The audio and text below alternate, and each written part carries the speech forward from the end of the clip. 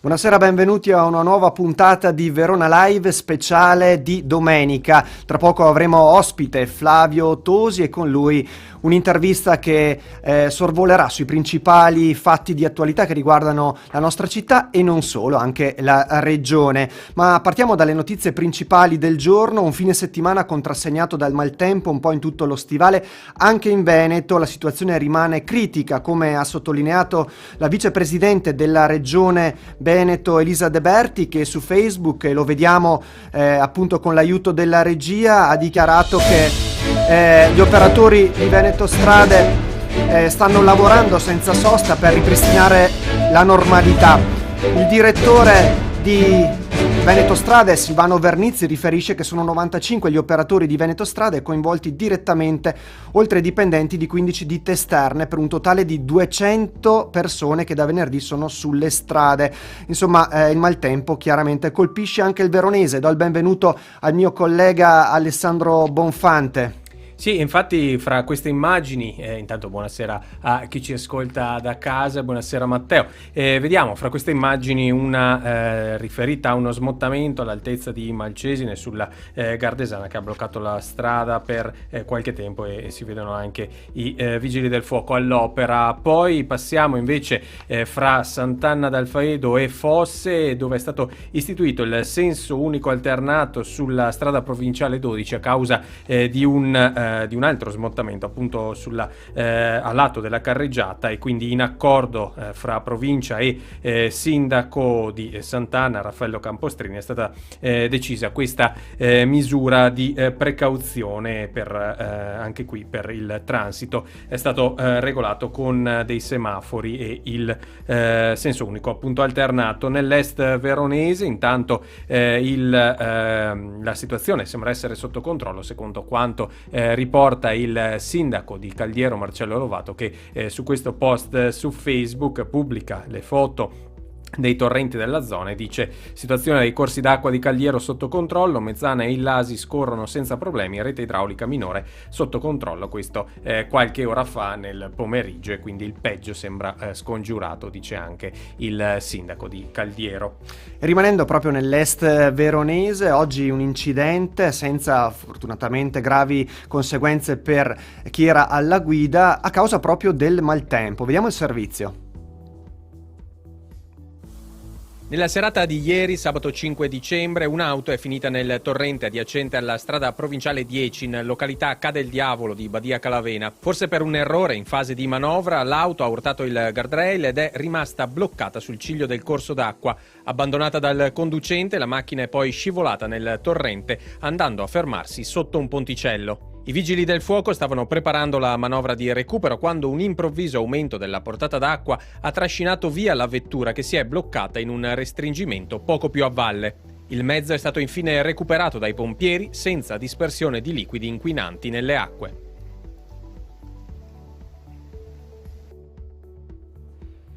Il maltempo ha interessato anche il Brennero, come vediamo da questo articolo riportato sempre sul nostro sito veronadaily.it. Oggi la Protezione Civile ha deciso di chiudere un tratto dell'A22 per rischio valanghe. Da ieri quasi 300 uomini sono al lavoro per garantire la sicurezza ai tir e ai veicoli in transito. Come leggiamo appunto da questo articolo, sono 280 gli uomini e 220 mezzi tra lame e spazzaneve, spargisale e furgoni degli ausiliari della viabilità dispiegati lungo il tratto della 22 da ieri mattina per garantire la continuità del servizio. Oggi è stato chiuso per rischio valanghe il tratto in direzione nord tra Vipiteno e il confine di Stato. Ma la domanda che ci facciamo chiaramente tutti noi è cosa ci sarà, che tempo farà nei prossimi giorni, e vediamo proprio dal sito dell'ARPAV queste previsioni che sono attendibili. Lo vediamo appunto, attendibilità di previsione buona per lunedì, dove soprattutto nel veronese è prevista ancora pioggia, un po' in miglioramento da lunedì pomeriggio sera nelle altre città venete, e poi di nuovo martedì 8 dicembre, il giorno dell'Immacolata, pioggia e pioggia. Quindi le condizioni meteo non miglioreranno almeno fino al fine settimana prossimo, questo dicono le previsioni. E dall'emergenza meteo passiamo all'emergenza sanitaria, andiamo a vedere come sempre i dati elaborati dal GEDI Visual con i dati sempre sulla base del Ministero della Salute.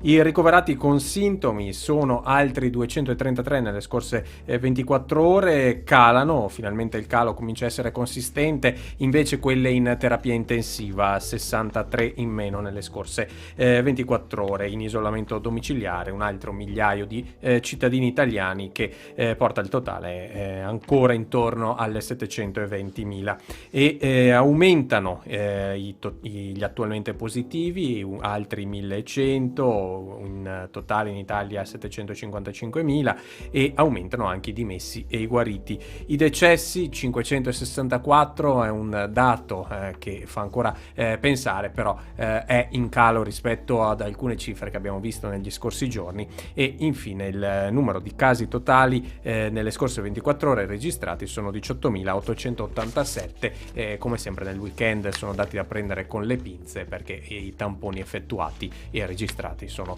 molti meno della norma. Grazie Alessandro per questa panoramica e per aver ricordato, insomma, come ogni giorno il bollettino Covid, perché l'emergenza sanitaria continua ed è giusto, insomma, rimanere vigili sulla pandemia. E diamo il benvenuto all'ospite di questa domenica e do il benvenuto appunto a Flavio Tosi. Buonasera Tosi. Buonasera a voi. Grazie per aver accettato il nostro invito. È un po' che non ci vediamo, innanzitutto congratulazioni per le nozze del 20 settembre scorso a Villa Sigurtà, matrimonio che come vediamo la nostra testata aveva preannunciato in tempi non sospetti già 3 anni fa, perché vediamo proprio dal monitor questa copertina, siamo nel 2017 e sua moglie Patrizia Bisinella disse sposerò Tosi con o senza mandato, insomma fu una previsione azzeccata, è arrivato infatti questo matrimonio e insomma ne siamo felici. Tra l'altro nozze che sono avvenute proprio nel giorno delle elezioni regionali, sarà un caso? Ce lo dirà lei, ma partiamo proprio da qui, dalla regione. Vittoria annunciata, vittoria larghissima tra l'altro per Zaia, anche meritata secondo lei? Beh, allora meritata anche per i numeri, perché se un governatore uscente vince con il 78% dei consensi, che penso sia il record assoluto, cioè non credo che nessun governatore in Italia sia mai confermato con quei numeri, e quindi questo dimostra un rapporto con il territorio, un legame col territorio fortissimo e una dimostrazione di fiducia straordinaria nei suoi confronti. Cioè, quando una persona vince con un consenso così largo, penso che da destra a sinistra nessuno possa mettere in discussione una vittoria così ampia e così netta. E parlando invece dei consiglieri veronesi eletti a Venezia, si aspettava magari qualche assessorato diverso? Sicuramente il riconoscimento a Elisa De Berti è un vanto insomma per la provincia di Verona, ma con i tanti voti raccolti appunto anche nella nostra provincia magari si poteva pensare a qualcosa di diverso, a qualche nomina in più e sicuramente anche per Alberto Bozza un buon risultato. Ecco, cosa ne pensa delle elezioni e delle nomine poi effettuate in giunta?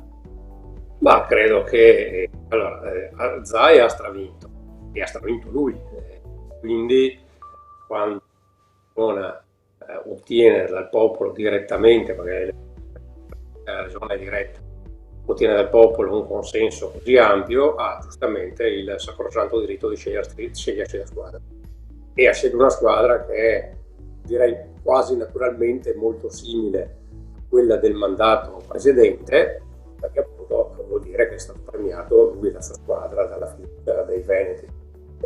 Quanti assessorati a Verona? Alla fine non è che sia determinante averne uno o averne 3, come quando si fa il toto ministri si dicono abbiamo tanti o pochi ministri.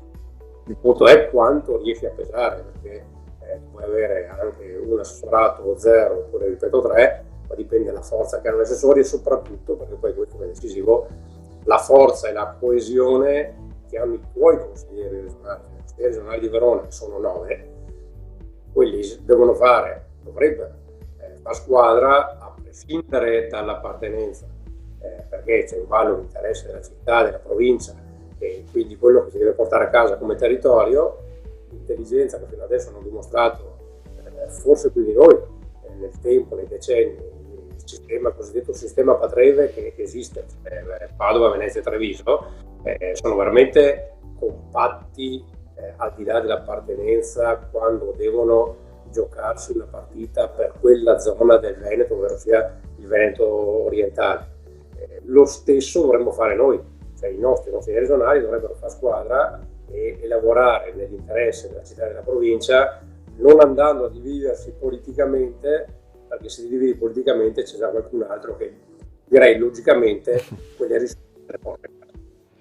Senta, la dipartita per Venezia di Daniele Polato e non solo, vedi il caso anche recentissimo di Edi Maria Neri, ha costretto il sindaco Sborina a un nuovo rimpasto di giunta con l'ingresso di Andrea Bassi e Stefano Bianchini e l'allontanamento tra l'altro proprio dell'ex magistrata, che non l'ha digerita molto bene, però i suoi toni, insomma, apparsi anche proprio in queste ultime ore sono moderati. Cosa sta accadendo dal suo punto di vista a Palazzo Barbieri, visto che comunque lei la vive internamente, no, questa situazione? Ma io direi, adesso ovvio che sono all'opposizione, uno dice Tosi parla così perché è all'opposizione, però sono stato sindaco 10 anni e ho visto nei miei 10 anni cos'è accaduto. Nei miei 10 anni, ma sono in consiglio comunale 94 di sindaci, così ne ho visti passare anche altri. Se un sindaco è forte, la sua squadra si robustisce e difficilmente ci sono scossoni, scombussolamenti, grandi rimpasti, tensioni di maggioranza. Quello che è accaduto è che oggi dei 23 consiglieri che compongono la maggioranza di Palazzo Barbieri, la larghissima maggioranza, non dico la totalità ma poco ci manca, la larghissima maggioranza ha fatto almeno un cambio di squadra, passando dalla Lega al gruppo di Verona Romagna, che poi nell'aria ha sparato, anziché a Battiti, anziché a Fratelli d'Italia, anziché andare da Battiti a Fratelli d'Italia, poi dall'altra parte c'è chi ha fatto addirittura 3 passaggi. Avete citato il caso di Edi Maria Neri, che è partita con Michele Croce e poi approda alla Lega, quello è uno dei tanti. Quindi questo è un segno complessivo di debolezza della squadra, perché se il sindaco è forte, ha una squadra robusta e una maggioranza solida, a parte, ripeto, nel caso viene eletto Polato in regione, è ovvio che lo devi sostituire, ma tutti gli altri cambiamenti sono semplicemente derivanti da logiche interne a lotte di partito. Io voglio una carica in più, tu me ne dai una in meno, allora io mi vado a prendere 2 consiglieri, adesso 2 consiglieri in più mi viene un assessorato in più, però questo indebolisce complessivamente lo schieramento, tant'è, questo poi ripeto, Tosi è all'opposizione, quindi è di parte. Però i veronesi anche loro si possono fare una riflessione e dire: Sborina è sindaco da 3 anni e mezzo, quale opera pubblica, decisione importante, strategica, quale pianificazione significativa in 3 anni e mezzo è da attribuire a Federico Sborina. Se io, che sono lì da qualche anno in consiglio comunale, ci penso, mi viene difficile dire questa cosa è figlia di Federico Sborina sindaco. Pensando al Fitubus penso disastri eventualmente. Ecco Tosi, prima di passare la parola al collega, anche Alberto Bozza, diciamo, è passato nelle fila di Forza Italia, lo considera un passaggio diverso, più lineare, più coerente da questo punto di vista? No, assolutamente lineare, perché allora la lista Tosi è una lista civica e Alberto Bozza, come tanti altri amici che facevano e fanno parte della lista Tosi, a livello comunale si riconoscono in questo movimento civico che ha amministrato e vorrebbe dal 2022 in avanti tornare ad amministrare la città. Dopodiché, siccome è una lista civica, poi è normale che i vari componenti della lista Tosi si riconoscano a livello regionale, a livello nazionale, nei partiti. Perché la lista Tosi non è un partito regionale o un partito nazionale, è una compagine territoriale. E quindi Alberto Bozza fa riferimento, come ha sempre fatto, a Forza Italia, perché Alberto Bozza è uno storico di Forza Italia, come Annaleso faceva e fa riferimento a Forza Italia, come Giorgio Pasetto fa riferimento a Più Europa perché è sempre stato dell'area radicale, Andrea Miglioranzi, che adesso è in Fratelli d'Italia, ma anche lui faceva parte comunque della destra. Quindi è una civica dove, quando si amministra la città, c'è un programma preciso per punti dicendo si devono fare queste cose che riguardano la città di Verona e che non riguardano quindi la politica nazionale. Poi a livello di politica nazionale ogni esponente può riconoscersi, candidarsi e fare riferimento ai partiti nazionali. Quindi la questione di Bozza non è mai né entrato né uscito da Forza Italia, perché è sempre stato iscritto a Forza Italia. Ecco, e parlando proprio di cose da fare per la città, ieri lei, e vediamo anche questo articolo sul nostro sito, chiedo alla regia, ieri ha fatto una conferenza stampa dove ha detto Sborina doveva intervenire su IMU e Tari, e ad esempio vediamo qualche citazione: Sborina con 60 milioni di euro in cassa non aiuta i veronesi in sofferenza per la crisi economica dovuta al Covid, e ancora sul fronte IMU chiedevamo la proroga del saldo IMU che scade il 16 dicembre e non è stata concessa. Sulla Tari Sborina l'ha addirittura aumentata, insomma diverse critiche alla gestione sanitaria, gestione legata all'emergenza sanitaria da parte dell'amministrazione, già qualcosa di forte, l'ha già detto qualche minuto fa. Che valutazione dà all'amministrazione Sborina oramai a metà superata del proprio percorso?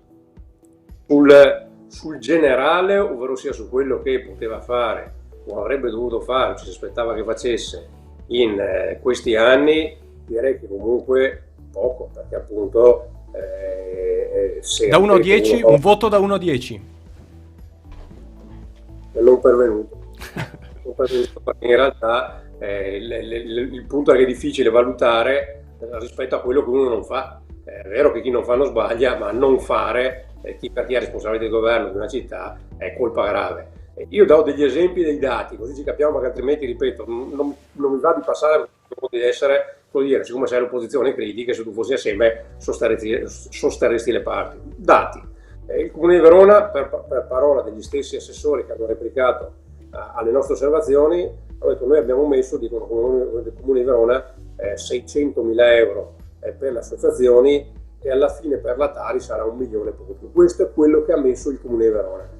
E non è che il Comune di Verona sia più sfortunato, stia peggio, da noi ci sia il disastro, perché Vicenza, Padova, Ravenna, Genova, Bardolino, Torri, cioè i tanti comuni che hanno preso delle iniziative si trovano né più né meno nelle nostre cattive acque. Però rispetto ai numeri di Verona, che sono i numeri che abbiamo detto prima, 600.000 euro in tutto fra associazione e territorio, e alla fine di Tari verrà fuori 1 milione poco più, se uno si va su internet e trova il Comune di Bologna, che è 400 qualcosa mila abitanti, noi siamo 260.000, il Comune di Bologna ha messo 10 milioni di euro per la Tari, l'ha ridotta a tutte le utenze che hanno avuto crisi per il Covid dal 25 al 50%, tutti indistintamente, e per una cifra importante. Il Comune di Bassano, il sindaco ha convocato i proprietari immobiliari e le categorie economiche e ha detto, e ha messo sul piatto, dicendo: se i proprietari immobiliari fanno lo sconto all'esercente che ha il bar chiuso, il negozio chiuso, quindi che è andato in crisi, se lui gli fa lo sconto, io gli sconto l'IMU. Il Comune di Bardolino fa 7.000 abitanti, noi ne facciamo 260.000. Il Comune di Bardolino ha messo sul piatto 837.000 euro. Se uno si va a guardare anche oggi su internet e trova sia sul sito ufficiale del Comune che sui giornali di Ravenna fa 150.000 abitanti, quindi è poco più della metà di Verona, il numero di Ravenna fino adesso di suo ha messo 7 milioni di euro. Il Comune di Verona li ha anche lui questi soldi, anzi probabilmente ne ha molti di più, perché il Comune di Verona ha chiuso, dati ufficiali, il 2019 con un avanzo di bilancio di 35 milioni di euro e quindi li può spendere su quest'anno, 35 milioni. Lo Stato, anche questo dato ufficiale consolidato e non smentibile perché è un dato certo, ha assegnato al Comune di Verona nelle varie tranche 24 milioni di euro, non alla categoria economica, al Comune, 24 milioni di euro di ristori per le minori entrate, quindi sono quasi 60 milioni. Quando si è aperta l'esperienza drammatica del Covid, la Giunta disse: nella peggiore delle ipotesi ne perderemo 50 quest'anno sul nostro bilancio. Te ne sono entrati 60 in più, nel senso che ne hai 35 di avanzo e 24 dallo Stato, quindi sei a più 10. Ogni anno il Comune di Verona, perché questo è un dato tecnico, perché tu parti con un bilancio da 300 milioni e non chiudi mai in pari, chiudi sempre in avanzo, cioè ne avanzi sempre. Ogni anno avanzi 10-15 milioni, ripeto, a parte l'avanzo esagerato perché dimostra poca capacità di spesa dell'anno scorso, perché avanzare 35 milioni è troppo, però nella incapacità di governo vengono buoni quest'anno, ma quello che succederà sarà che il Comune di Verona sarà uno dei comuni d'Italia che in proporzione agli abitanti avrà messo meno soldi sul piatto per le categorie economiche, per le famiglie, per le imprese, e io lo scommetto, insomma, un po' di esperienza amministrativa ce l'ho, ci troveremo ai primi mesi dell'anno prossimo a tirare la liga sul bilancio del Comune di Verona 2020 e avanzeremo 10-15, se non 20 milioni del 2020. Cosa vuol dire? Vuol dire che tu avevi soldi in cassa, li puoi spendere e non li hai spesi. E parole ufficiali del Presidente della Commissione Bilancio, Alberto Zegger, esponente della maggioranza, lui ha dichiarato a fronte di queste osservazioni: no, ma noi preferiamo fare musina, teniamo dei soldi da parte e l'anno prossimo vedremo come usarli. Intanto usarli quest'anno, perché la situazione è devastante. L'anno prossimo poi ci tireremo sulle maniche e faremo. Ma dire ai veronesi, alle imprese e alle famiglie: guarda, noi in Verona si tiene a parte 10, 15, 20 milioni e poi l'anno prossimo vedremo. La gente l'anno prossimo vedremo le bollette, gli affitti, l'IMU e tutto quello che c'è da pagare. Vero? Non è stato fatto abbastanza, secondo lei, Tosi, per aiutare quindi gli esercenti, le imprese? In proporzione agli altri comuni. Basta guardare cosa hanno fatto gli altri comuni documentatamente. Senta, parlando invece di cultura, nei giorni scorsi c'è stata una polemica tra lei e sia l'assessore Briani, a distanza chiaramente a mezzo stampa, e la consigliera Bressan. Lei ovviamente è rammaricato, come molti veronesi, per l'esclusione di Verona alla corsa a capitale della cultura. La consigliera Bressan però dice: attenzione, Bozza e Tosi dicono bugie, in particolare sul sostegno delle associazioni sportive e culturali. Cito le sue parole: perché non raccontano che quando abbiamo votato i contributi di 300.000 più 300.000 euro per le associazioni sportive e culturali o hanno votato contro o non hanno partecipato al voto? Cosa risponde a questa provocazione? Oh, beh, non è provocazione, uno è presente purtroppo in streaming al Consiglio Comunale, perché adesso di persona non si può stare, cosa che per chi fa politica, insomma, penso per chiunque, un dibattito in streaming, per carità. Come questa intervista è ascoltata, non la sente, il dibattito quando tu confronti con una persona, botta e risposta, è sicuramente più efficace quando sei insomma diviso. Però al di là delle modalità, se a me una proposta di delibera non mi convince, non la voto. Se mi pare sbagliata, voto contro. Quindi la Bressan cita un assestamento di bilancio dove dentro ci sono 20.000 cose e dove all'interno c'erano 300.000 euro per l'associazione. Ma siccome erano la carità, cioè nel senso che è una cifra ridicola rispetto a quello che serve, ma soprattutto rispetto alla capacità di spesa del Comune di Verona, e quindi io ho votato contro perché era assolutamente insufficiente rispetto a quello che si poteva fare. Tant'è che allora la Bressan doveva spiegare a parti divertite, perché lei invece ha votato contro alla proposta nostra che diceva: come ha fatto Genova, per esempio, per quello dico, andiamo a vedere cosa ha fatto altre città. Il comune di Genova, governato dal centrodestra anche quello, ha azzerato tutti i canoni di locazione, azzerato per il 2020, alle associazioni e agli impianti sportivi, perché per le associazioni e gli impianti sportivi sono praticamente tutti chiusi, non incassano fico secco, e quindi è chiaro che non sono in grado di pagare il canone al comune. A Verona cosa è successo? È successo che siccome non hanno fatto questo tipo di politica, due casi emblematici: Baita degli Alpini di San Massimo, Baita degli Alpini di San Michele, chiudono la baita, nel senso che consegnano le chiavi al comune, no di San Massimo, scusate, Borgongò, chiudono la sede, danno le chiavi al comune dicendo: siccome non siamo in grado di pagarti l'affitto perché non abbiamo entrate, ti restituiamo la sede. Allora, rispetto a queste situazioni devi fare come ha fatto Genova, come ha fatto Vicenza, come ha fatto Padova. Ripeto, l'elenco potrebbe essere sterminato di comuni che hanno fatto qualcosa che il comune non ha fatto. È chiaro, mi correggo, non era una provocazione, era una replica da parte di Bressan. Però a proposito di Bressan, ha fatto discutere e molto anche il suo passaggio proprio in Forza Italia, tra l'altro con una situazione un po' particolare, con il coordinatore provinciale Claudio Melotti che sfiducia il sindaco, mentre proprio la consigliera, passata nelle file del partito fondato da Silvio Berlusconi, sostiene il contrario. Ecco, lei ha esperienza politica chiaramente. Com'è possibile che all'interno dello stesso partito politico ci siano due strade diametralmente opposte? Ma questo è un tecnicismo, qua rischiamo lo spiego anche se rischiamo di annoiare chi ci ascolta, perché quando tu vieni eletto in una lista, e questo è il caso di Daniele Polato e del consigliere Bianchini, che erano candidati in Forza Italia, e quindi vengono eletti in Forza Italia. Polato fa l'assessore, Bianchini fa il consigliere comunale, eletti entrambi in Forza Italia, quindi Bianchini diventa il capogruppo di Forza Italia.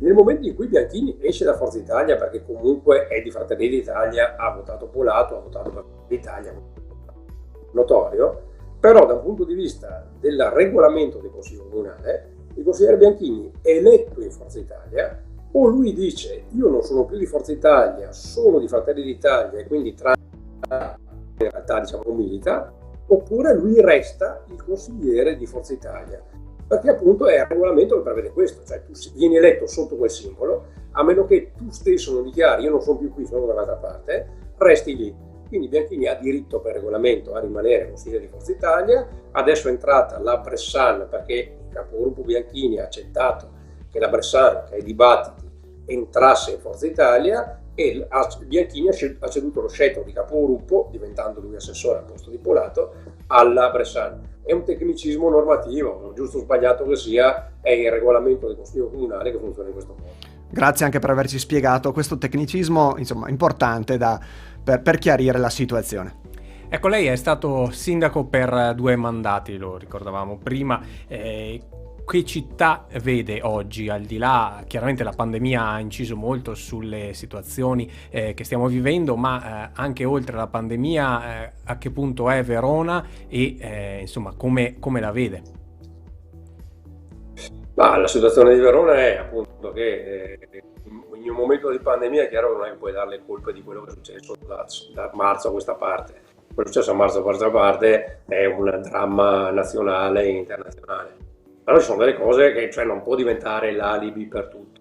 E quindi siccome Sborina era già sindaco da quasi 3 anni, prima del coronavirus, e in quei quasi 3 anni i grandi temi, cioè il cantiere del filobus, erano iniziati addirittura con Flavio Tosi, con Sborina si impallano per lui o forse più per colpa del presidente Barini di MT, si inchiodano i cantieri, restano fermi per 9 mesi prima del Covid, non perché c'è il Covid, prima del Covid resta fermi 9 mesi e poi arriva quella, secondo me, errore strategico colossale che è la rescissione del contratto. Quindi il comune dice alle imprese, anzi MT dice alle imprese non siete in linea con i tempi per le realizzazioni.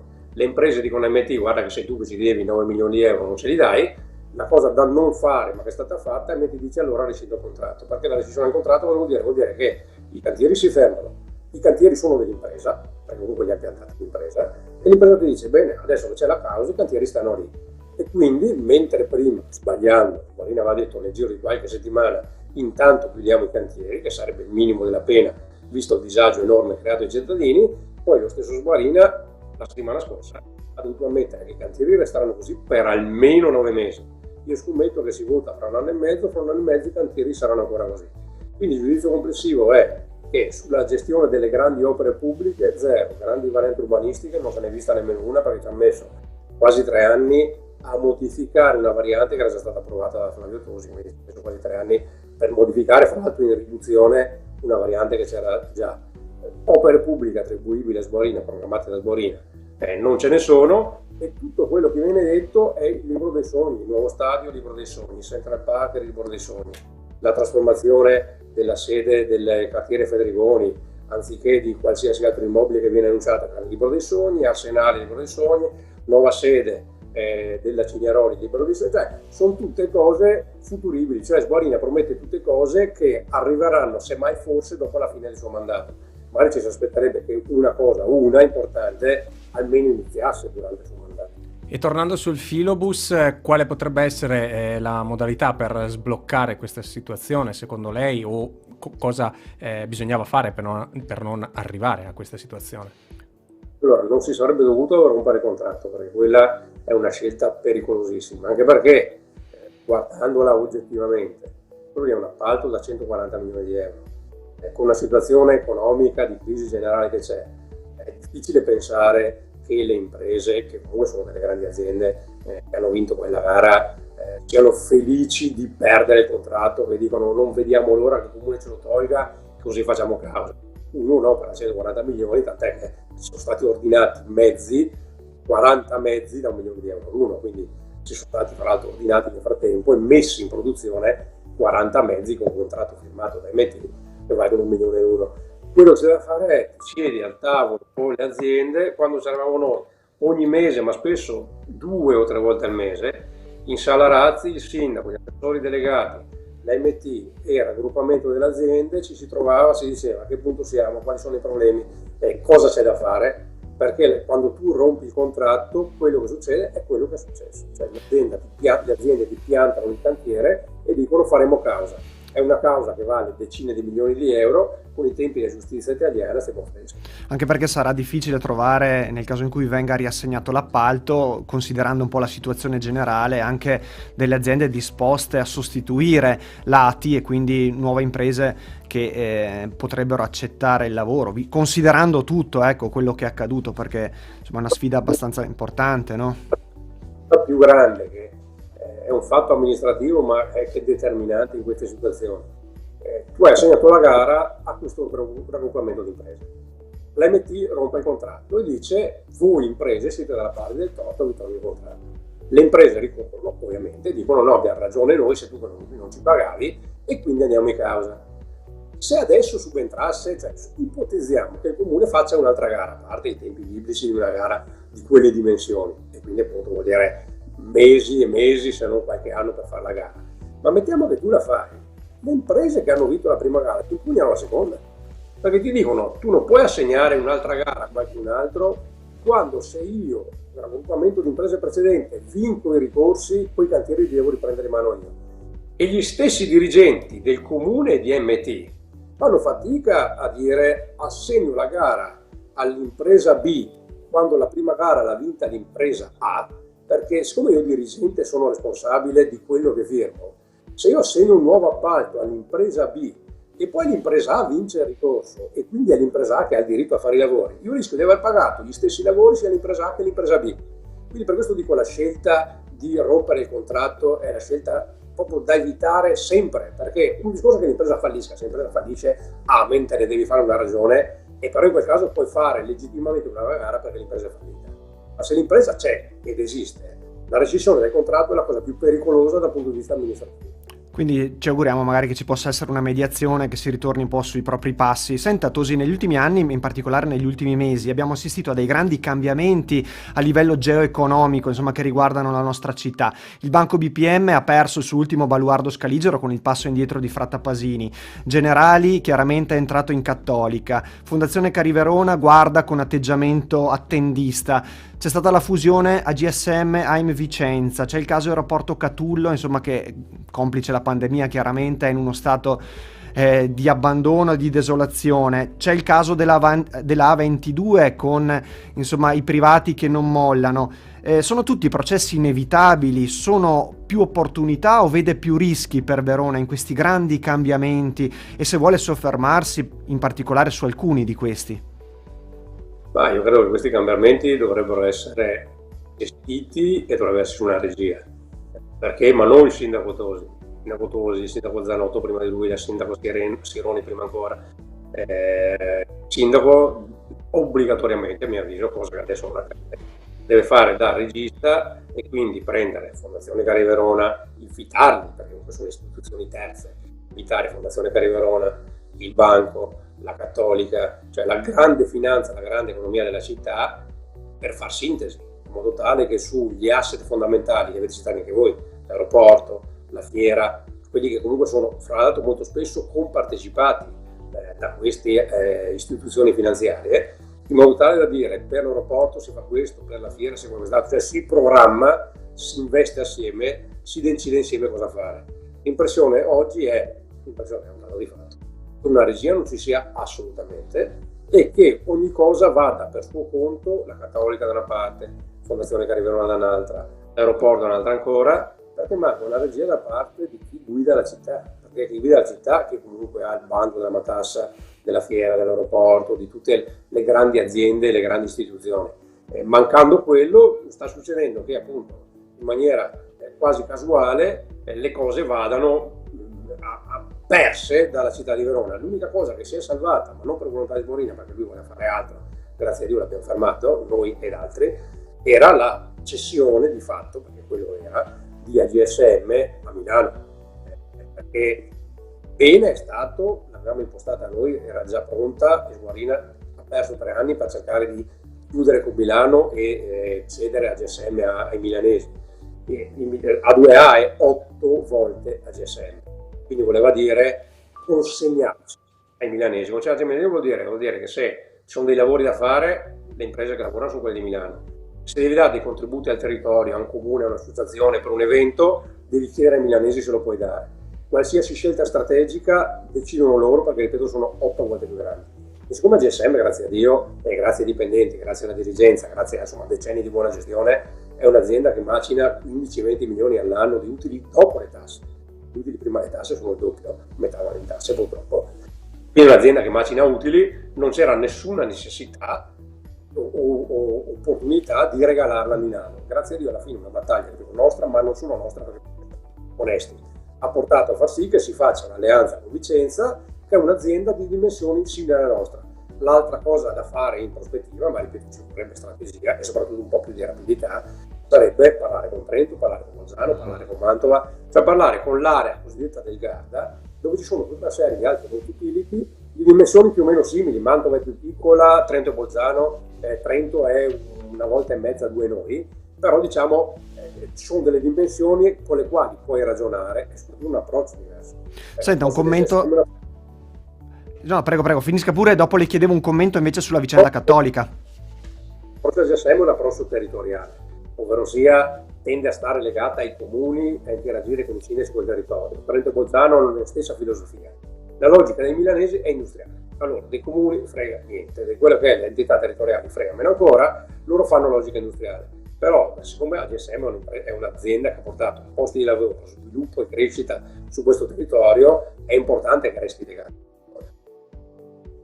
Dicevo, su Cattolica invece un suo pensiero? Su Cattolica, allora, è successo in maniera traumatica quello che prima o poi sarebbe dovuto accadere. Mi spiego. Cattolica era un unicum invidiabile, ma ormai irripetibile, di modello cooperativo nella grande finanza. Perché nel modello cooperativo la caratteristica principale è che in assemblea dei soci una testa un voto. E quindi Warren Buffett, che aveva il 9%, votava per un voto.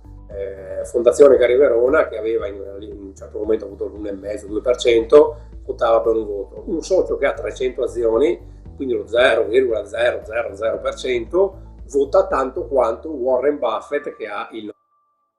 Quindi era un modello che storicamente era un modello invidiabile, ma con le logiche del mercato attuale, con le aggregazioni che stiamo vedendo, adesso Unicredit andrà con Monte dei Paschi, Banco BPM andrà con Biper, Credit Agricole sta assorbendo un'altra grande banca italiana, perché comunque, come mi pare Ubi, perché di fatto nella competizione, se vuoi competere, devi avere delle dimensioni adeguate.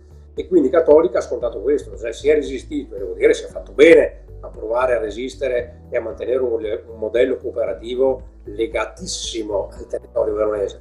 Però alla fine, nella competizione globale, nella grande finanza globale, a un certo punto qualcuno da Roma ha detto a Cattolica: guarda, il tuo sistema non funziona più, nel senso che non può esistere quel modello che si diceva prima, dove uno che ha il 9% vota per uno che ha lo 0,000, e quindi hanno imposto una trasformazione in una SPA a tutti gli effetti, come qualsiasi altra azienda di quelle dimensioni. E non vuol dire che questo sia male, era inevitabile, perché comunque quando sei sul mercato, quando competi, ti vai a scontrare, a confrontare con quelle logiche. Siamo verso la fine, Tosi, la ringraziamo anche per il tempo che ci ha dedicato. 2022 si tornerà al voto, l'ha annunciato all'inizio di questa puntata. Flavio Tosi ci sarà per la corsa al posto di sindaco?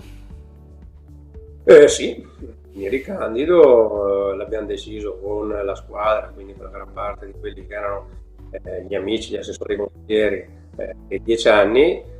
Ovviamente sono aggiunte altre persone, perché poi c'è anche un fatto di ricambio generazionale e qualitativo, perché è fondamentale, poi soprattutto anche con la crisi che stiamo vivendo, persone che abbiano capacità e competenza.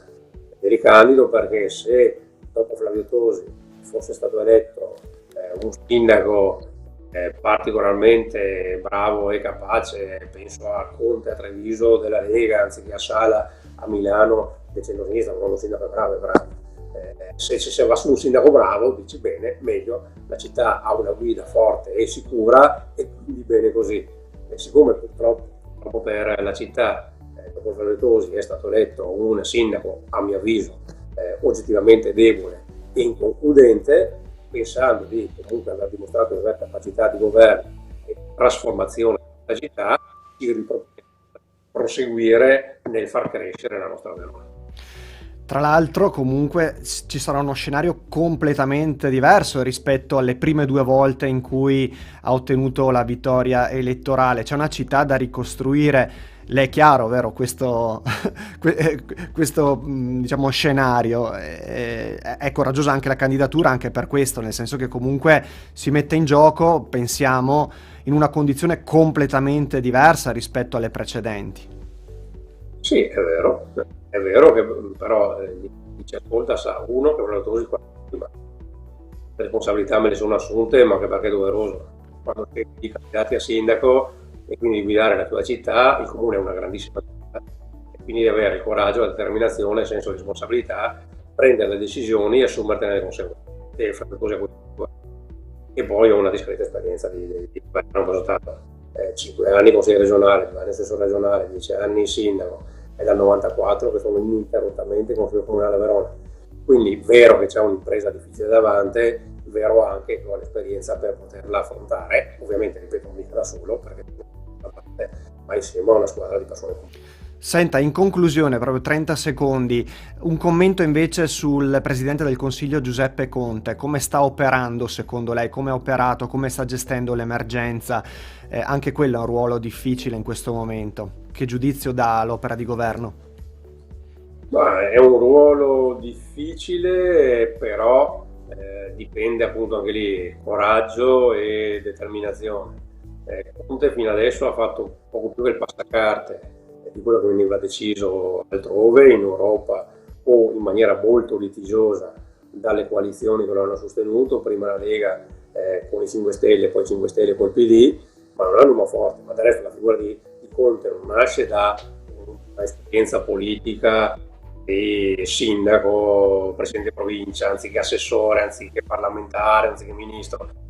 Nasce da un tema elettorale bislacco dove nessuno vince le elezioni, e a quel punto viene necessitata un'alleanza innaturale. La prima alleanza innaturale è Lega 5 Stelle, la seconda alleanza innaturale è il PD 5 Stelle, e in un'alleanza innaturale fra partiti viene fatta all'epoca una scelta di una figura che non fosse, perché era così, perché una figura non forte, una figura che non fosse né una figura forte della Lega né una figura forte dei 5 Stelle, ma una figura di mediazione. E Conte sconta questo fatto, sconta il fatto di essere stato messo lì come premier debole e quindi come frutto di mediazioni e compromessi. E la sua azione connota questo, cioè connota una debolezza complessiva rispetto ai partiti, dove di fatto lui non è quello che decide, ma altri decidono e lui mette in pratica. Ha una fortuna, se si può usare un paradosso, perché è chiaro che non lo si augura mai, il Covid non si augura, ha la fortuna del Covid, nel senso, mi spiego, che se non ci fosse stata l'emergenza Covid, probabilmente Conte sarebbe stato cambiato il governo, non dico si sarebbe andati a votare, ma cambiato il governo, cambiato Conte, molto probabilmente in una fase come questa, dove c'è da affrontare un'emergenza nazionale, certo. Chissà, e questa forse è la fortuna di. Certo, sarebbe impossibile, impensabile tornare alle urne, alle votazioni in piena pandemia, quindi certamente è una situazione di stallo che permette al Premier e alla sua squadra di governo di continuare a farlo tra le tante difficoltà. Flavio Tosi, la ringraziamo per essere stato ospite di Verona Live speciale di domenica, le auguriamo una buona serata e un buon proseguimento di lavoro, insomma lo aveva già annunciato in precedenza ma questa sera lo ha ribadito, Flavio Tosi per Verona 2022 ci sarà, quindi ci ritroveremo sicuramente nelle prossime settimane, nei prossimi mesi. Grazie. Di nuovo, buonasera. Bene Alessandro, allora abbiamo fatto una panoramica, no? Un sorvolo sui principali temi che riguardano la regione, che riguardano Verona. La notizia appunto di questa sera ribadita è che Flavio Tosi nel 2022 ci sarà, quindi abbiamo il primo candidato, no? Da sindaco alle elezioni 2022 chissà cosa accadrà poi, quale sarà lo scenario, quali saranno gli altri candidati. Non sarà facile stabilirlo, no?